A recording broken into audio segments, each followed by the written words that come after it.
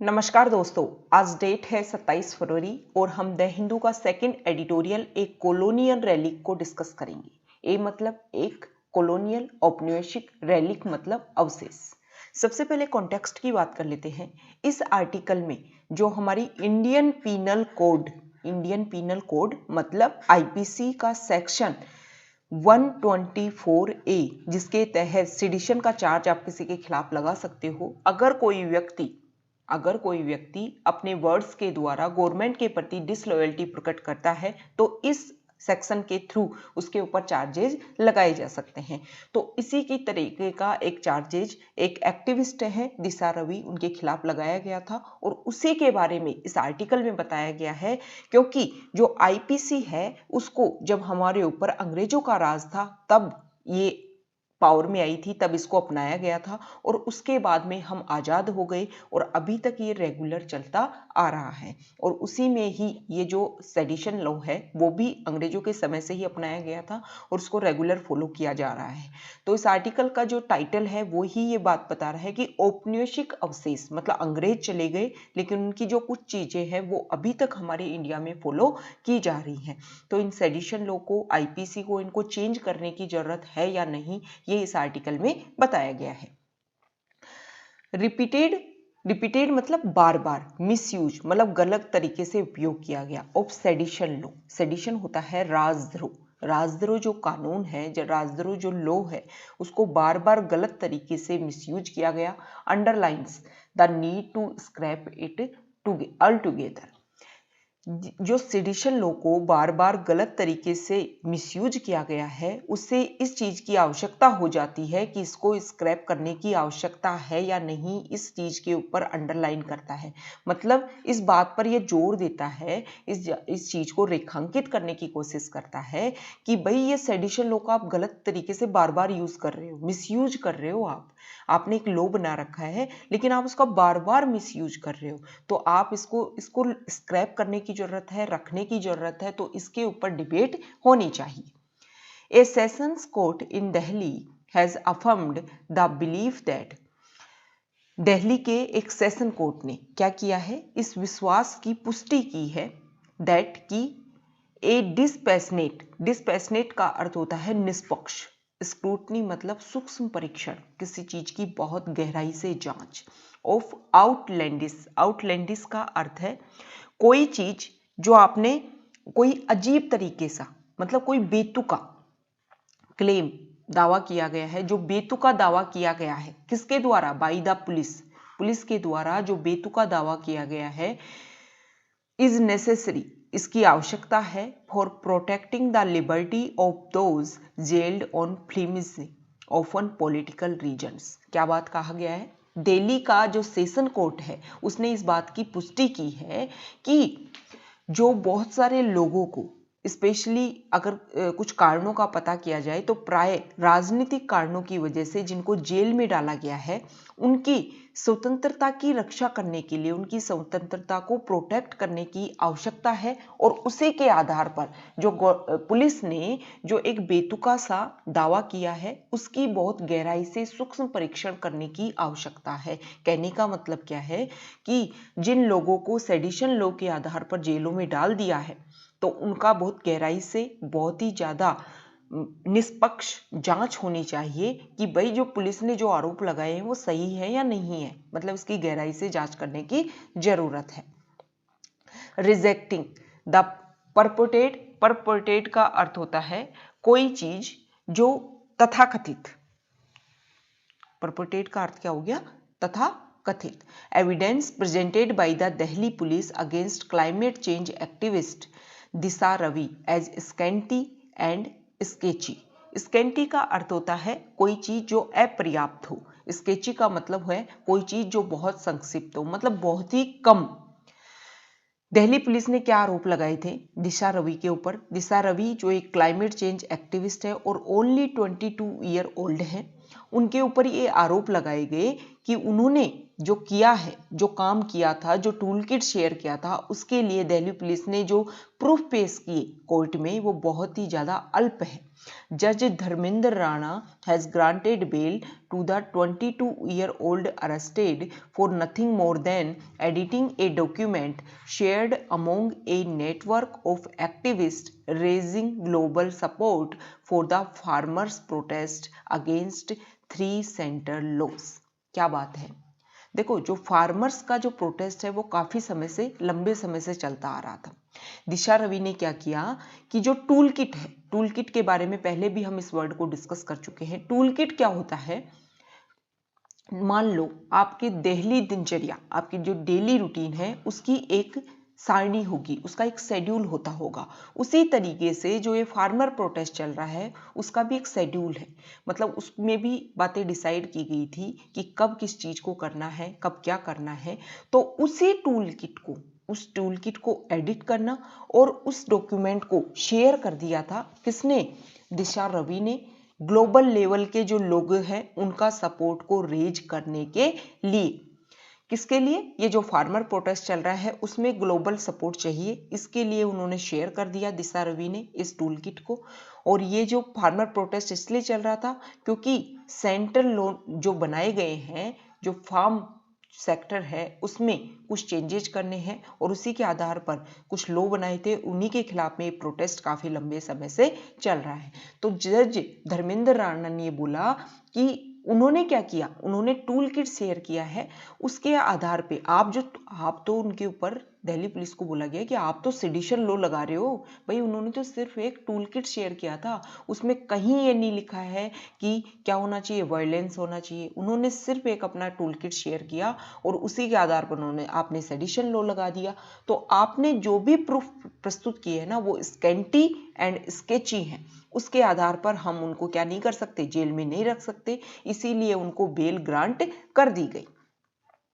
Even though, यद्यपि it was quite obvious, ये बिल्कुल क्लियर था, that the claim of a global conspiracy behind the unsavoury, unsavoury का अर्थ होता है बदनाम, and violent incidents that took place on January 26 in New Delhi lacked credence। credence का अर्थ होता है साख, विश्वसनीयता। The order of bail is still notable for subjecting the specific charges to strict judicial scrutiny at a fairly early stage। क्या बोला गया है, देखो चार्जेस तो ये लगाया गया था, क्या चार्जेस लगाया गया था कि भाई जो टूल किट शेयर किया ना, उस टूल किट के आधार पर ही, उसी में ये लिखा हुआ था कि 26 जनवरी को जो दिल्ली में जो प्रोटेस्ट होने वाला था, जो वो ट्रैक्टर रैली परेड निकाल रहे थे, उसमें ये डिसाइड कर दिया गया था, उसकी एक ग्लोबल लेवल की कॉन्स्पिरेसी हुई थी कि क्या होगा, 26 जनवरी को जो प्रोटेस्ट होगा उसमें वायलेंस होगा, ऐसा आरोप लगाया गया था। लेकिन ऐसे कोई प्रूफ नहीं मिले हैं, कहीं भी ऐसे प्रूफ क्लियर ही नहीं हुए हैं कि क्या होना चाहिए, ये सब कुछ चीजें हुई थी। तो इसी को ध्यान में रखते हुए ये बेल दी गई है और ये बहुत ही नोटेबल है कि अगर आपने किसी के ऊपर जो चार्जेस लगाए हैं उसकी जुडिशियल स्क्रूटनी जब जांच होती है बहुत ही फेयरली तरीके से, और अगर आपके आरोप गलत है तो सामने वाले बंदे को जो आरोप है या तो आप सिद्ध करो, नहीं सिद्ध करते हो तो जुडिशली इन चीज को अच्छे से स्क्रूटनी करेगी। इन पर्टिकुलर, विशेष रूप से, द जज has applied the established test for a charge of sedition under section 124A of the IPC to pass muster। muster का अर्थ होता है किसी चीज को जुटाना, किसी चीज की नामावली, ठीक है। विशेष रूप से जज ने क्या किया है, द जज has applied the established test for a charge of sedition under section 124A of IPC to pass muster that the act involved must constitute a threat to public order and incitement to violence। violence मतलब हिंसा, incitement किसी चीज को उत्तेजना देना, किसी चीज को सह देना, ठीक है। देखो आईपीसी एक्ट का 124A के तहत क्या होता है, अगर आप हिंसा क्रिएट करते हो या आपने कुछ ऐसे भड़काऊ चीजें यूज की जिसकी वजह से पब्लिक ऑर्डर को थ्रेट होता है, तब इस एक्ट को इन्वॉल्व किया जाना चाहिए। तो जज ने बोला है कि जो आपने सिडिशन के जो चार्ज लगाए हैं ना, जो आपने बोला था कि इनकी जांच होनी चाहिए, हालांकि विशेष रूप से जज ने बोला है कि इसकी जांच होनी चाहिए, लेकिन ऐसे कोई प्रूफ नहीं मिले हैं कि उनके ऊपर सेक्शन जो 124A है उसको लागू किया जाए। He found that उन्होंने पाया there was not even an iota of evidence indicating that the toolkit a shared Google Cloud। उन्होंने पाया, जो जज है उन्होंने ये पाया कि देखो जिस एविडेंस की आप बात कर रहे हो ना, वो तो कुछ है ही नहीं। इटो का मतलब होता है बहुत ही ज्यादा स्मॉल अमाउंट में, ठीक है। The toolkit is shared Google Cloud document with ideas on how to go about amplifying the protest। जो टूल किट है वो तो एक आइडियाज है, वो कैसे किसी चीज को एम्पलीफायर मतलब बढ़ा सकता है, किसी प्रोटेस्ट को वायलेंस तक ले जा सकता है, in any way incited violence. कोई प्रोटेस्ट जो चल रहा है उसको किस तरीके से वायलेंस तक ले जा सकता है, ऐसा तो उसमें कुछ बोला ही नहीं गया है। जो टूल किट शेयर किया गया है ना, उसमें तो ऐसा कुछ है ही नहीं जो आप बोल रहे हो। He was clear that there was no causal link between the violence and Miss Ravi, a conclusion that confirmed widespread criticism that the arrest was unnecessary and that the entire case was nothing more than a reflection of government paranoia। Paranoia मतलब होता है परेशानी, मतलब उन्मादग्रस्त, ठीक है, पागलपन। एक तरीके से बोला गया है, जो जज है उन्होंने बोला है कि देखो कोई भी ये जो वायलेंस जो हुआ और मिस रवि के बीच में कोई भी कैजुअल लिंक नहीं था। कंक्लूजन में एक बात सामने आती है कि जो भी that confirmed wide spread criticism that the arrest was unnecessary, कि जो अरेस्ट है, जो गिरफ्तार किया गया था वो अनावश्यक है, मतलब कोई जरूरी थी ही नहीं। और जो एंटायर केस है ना ये पूरा, वो कुछ भी नहीं है, सिर्फ गवर्नमेंट को, देखो गवर्नमेंट ने लो लाए, गवर्नमेंट लो बना करके लेके आई है, फार्मर्स उसके खिलाफ है। क्या होना चाहिए था, सिर्फ सजेशन दिए जा सकते हैं कि गवर्नमेंट को और फार्मर्स के बीच में जिन भी चीज़ों को लेकर के कन्फ्लिक्ट हो रहा है उन पे डिसीजन लेना चाहिए था और एक मध्यस्थ का, बैलेंस का रास्ता अपनाना चाहिए था। और इस तरीके से जो किया जा रहा है, जो भी लोग सपोर्ट कर रहे हैं फार्मर्स को, उनके खिलाफ में जो भी आप एलिगेशन लगा रहे हो वो गलत है। इससे कुछ नहीं साबित होता, सिर्फ ये दिखता है कि गवर्नमेंट बहुत ज़्यादा परेशान है, गवर्नमेंट बहुत ज़्यादा उन्मादग्रस्त है, और वो ही चीज़ें इसमें दर्शित हो रही हैं उनके तरीके से। The episode highlights A trend that has caused concern in recent times. ये जो एपिसोड है ना, ये जो एपिसोड मतलब मिस रवि के खिलाफ जो चार्जेस लगाए गए और फिर अब कोर्ट ने उनको बरी कर दिया है, तो ये जो एपिसोड है, ये जो ट्रेंड है वो ये दिखाता है, और ऐसा नहीं है कि पहली बार हुआ है, हाल फिलहाल के समय में ऐसा बार बार हुआ है। और ये चीज़ें क्या करती है, चिंता व्यक्त करती हैं। The tendency of the rulers, जो हमारे शासक हैं उनकी प्रवृत्ति ऐसी हो गई है, to treat instances of dissent. Dissent का अर्थ होता है अगर कोई आपसे असहमति दर्शाए, स्पेशली इन्वॉल्विंग स्ट्राइडेंट, स्ट्राइडेंट मतलब कठोर, हार्श क्रिटिसिज्म, आलोचना of policies and laws in which particular regimes and deeply invested as attempts to provoke and disaffection and disloyalty. ये वर्तमान का ट्रेंड ही बन गया है। गवर्नमेंट को क्या लगता है, जो रूलर्स हैं उनको क्या लगता है कि कोई भी व्यक्ति उनकी असहमति दिखाता है, स्पेशली किस लिए, गवर्नमेंट ने कुछ पॉलिसीज बनाई, अगर किसी ने उनकी क्रिटिसिज्म कर दिया तो रूलर्स को ये लगता है कि वो तो हमारे प्रति डिसलॉयल्टी दिखा रहे हैं, डिसअफेक्शन दिखा रहे हैं, और उन्हीं के आधार पर ये सारे कार्य किए जाते हैं। हेंस इस प्रकार इट इज सिग्निफिकेंट, सिग्निफिकेंट मतलब इंपोर्टेंट, महत्वपूर्ण, that the judge not only saw Miss Ravi activism as related to her freedom of speech and expression, but went on to say that an attempt to reach a global audience is part of that freedom। जो जज हैं उन्होंने ना सिर्फ इतना बोला कि जो मिस रवि का जो क्रिटिसिज्म है ना वो freedom of speech and expression से रिलेटेड है, संबंधित, सिर्फ इतना ही नहीं बोला, बल्कि उन्होंने बोला कि जो ग्लोबल ऑडियंस तक जो रीच करने की कोशिश की गई है ना वो भी उनकी फ्रीडम का एक पार्ट है। इन द बैकड्रॉप अगर हम बैकडॉप की बात करें ऑफ द क्लेम, ये जो दावे किए गए हैं, that those who prepared the toolkit made common cause with Khalistani separatists. Judge Rana showed refreshing clarity in maintaining that mere मतलब only interaction with a group, किसी चीज के साथ में आपका इंटरेक्शन हो रहा है with A group with dubious मतलब संदेहपूर्ण,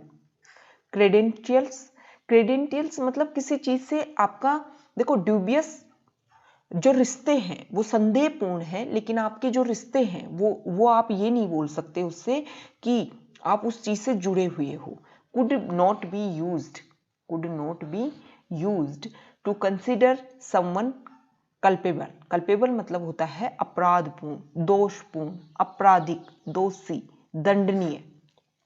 ठीक है, क्या बोला गया है, देखो जो दावे क्या किए गए थे कि उन्होंने खालिस्तानी सेपरेटिस्ट का जो मेन कारण है उस टूलकिट में उसके बारे में बताया गया था और उस टूलकिट को शो किया है। तो जज राणा ने इस बात की क्लैरिटी दी है कि किसी ग्रुप का कोई, अगर आप किसी ग्रुप से बात भी कर रहे हो, मान लो या आप ये बोल रहे हो ना कि खालिस्तानी लोगों से जुड़ी हुई है मिस रवि, अगर वो ऐसा तो देखो कोई सबूत सामने आया ही नहीं है, लेकिन अगर आप किसी ग्रुप से जुड़े हुए हो, किसी ग्रुप से आपका इंटरेक्शन हो रहा है, सिर्फ इंटरेक्शन हो रहा है, उसके आधार पर आप ये नहीं डिसाइड कर सकते कि सामने वाला बंदा भी अपराधपूर्ण है, दोषपूर्ण है, उसने जो काम किया वो भी दोषपूर्ण है।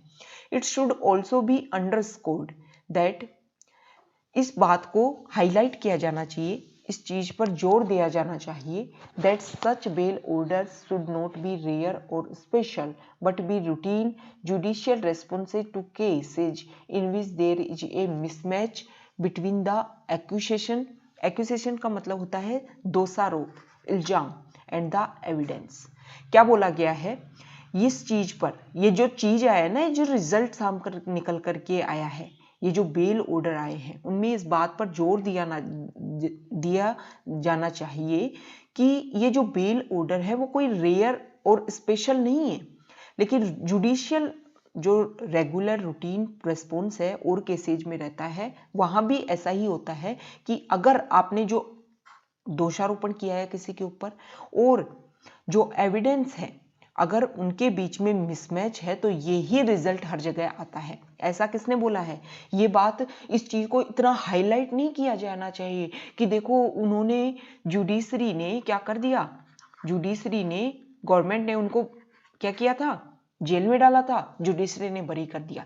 तो जुडिशरी की इस बात को इतना वो नहीं करना चाहिए, बल्कि ये बोलना चाहिए कि इस बात पर जोर दिया जाना चाहिए कि अगर कोई भी डेली रूटीन का कोई भी केस हो और उसमें अगर एविडेंस और एक्यूजेशन के बीच में अगर मिसमैच हो तो सेम इसी तरीके का जुडिशियल रेस्पॉन्स हर केस में होगा। It is by now Fairlie clear, बहुत ही स्पष्ट रूप से ये बात क्लियर है, टू एवरीवन, सभी के लिए, एक्सेप्ट, कुछ लोगों को छोड़ करके, शायद मतलब सिर्फ आशंका दर्शाई जा रही है कि गवर्नमेंट एंड इस वोसिफेरस मतलब बिल्कुल ऐसे शोरपूर्ण जो सपोर्टर्स होते हैं गवर्नमेंट के लिए, उनके लिए सिर्फ ये बात अलग हो सकती है, लेकिन सभी लोगों के लिए क्लियर है that there is no place in a modern democracy for a colonial era legal provision such as sedition. सभी लोगों ने इस बात को क्लियरली माना है कि हम मॉडर्न डेमोक्रेसी में जो कॉलोनियल एरा मतलब उपनिवेश काल के जो लीगल प्रोविजन है जैसे कि राजद्रोह, इन सब की कोई भी जगह नहीं है। ये जो सेडिशन चार्जेस है टू ब्रॉडली डिफाइंड, उनको बहुत ही विस्तारपूर्ण डिफाइन किया गया है। प्रोन टू मिसयूज, ये आशंका है कि उनका मिसयूज होता है। And functioning as a handy tool to repress activism, जो एक्टिविज्म है, जो लोग एक्टिविस्ट हैं उनको दबाने के लिए हैंडी टूल के रूप में इसको कार्य किया जाता है। The section deserve to be scrapped, इसीलिए जो सेक्शन है वो ये डिजर्व करता है कि उसको स्क्रैप कर दिया जाए। तो ये हमारा डिस्कशन था, सेकंड एडिटोरियल को हमने डिस्कस किया। ओके।